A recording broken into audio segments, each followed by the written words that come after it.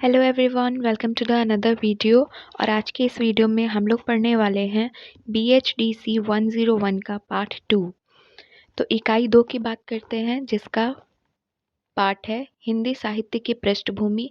ये इकाई का रूपरेखा दिया हुआ है सारा। इसके बाद आता है हमारा उद्देश्य। अगले पेज पर है हमारा पाठ का प्रस्तावना और अपभ्रंश का उद्भव और विकास। फिर नेक्स्ट पेज पर हमें मिलता है अपभ्रंश और देशभाषा। इसके बाद है हमारा अपभ्रंश, अवहट्ट और पुरानी हिंदी। इसके बाद आता है ऐतिहासिक पृष्ठभूमि। फिर हम आ जाते हैं बोध प्रश्न पर। बोध प्रश्न में पहला प्रश्न है, निम्नलिखित कथन में से सही और गलत का चुनाव करें।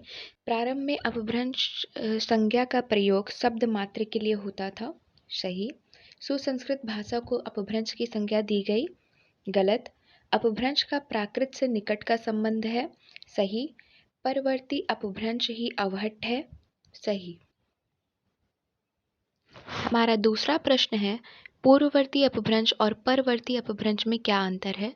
तो उत्तर है, पूर्ववर्ती अपभ्रंश में प्राकृत शब्दों का प्रभाव, परवर्ती अपभ्रंश पर तत्सम शब्दों और देशी भाषा के शब्दों का प्रभाव है।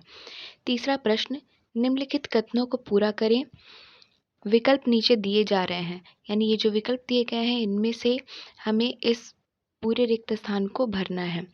अपभ्रंश पर क्रमशः प्राकृत का प्रभाव स्पष्ट था, जबकि पुरानी हिंदी पर देसी भाषा का प्रभाव था।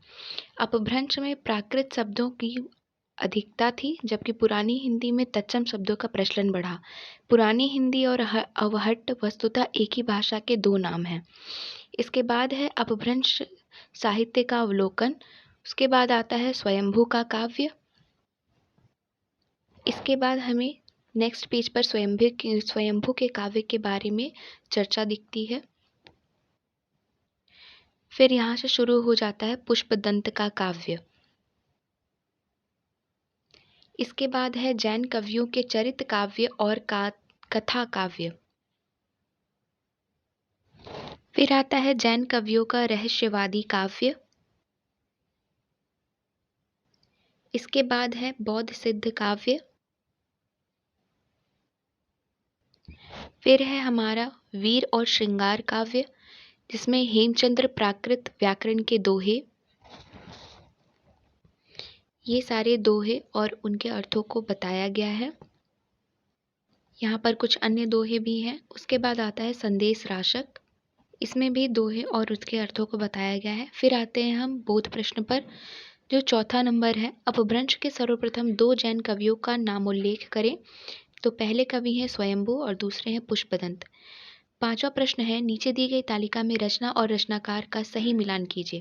पहले है स्वयंभू, तो इनका होगा 5 नंबर, यानी पवम चर्यु। पुष्पदंत नाय कुमार चर्यु। हरिभद्र शूरी नेमिनाथ चर्यु। धनपाल भविष्यत कहा। राम सिंह पाहुड़ दोहा। इसके बाद है हमारा रिक्त स्थान।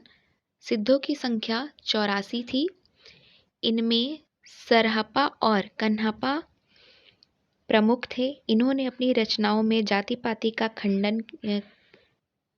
खंडन और सद्गुरु की महिमा का बखान किया है।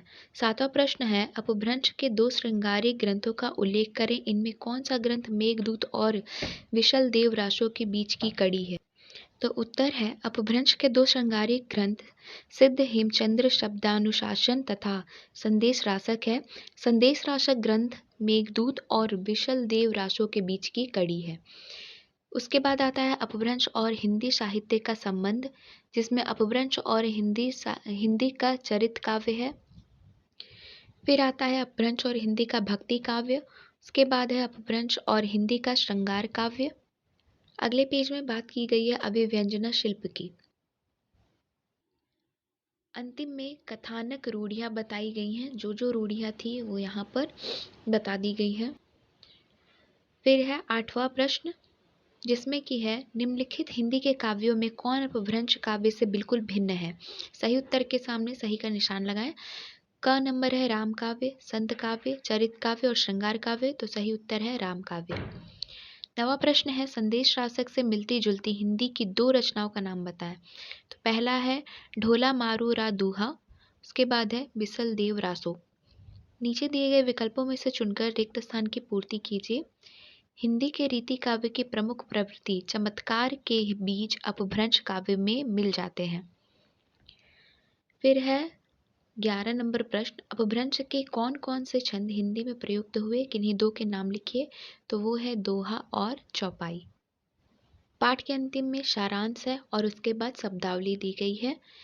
इस वीडियो में बस इतना ही। Thank you. मिलते हैं अगले वीडियो में।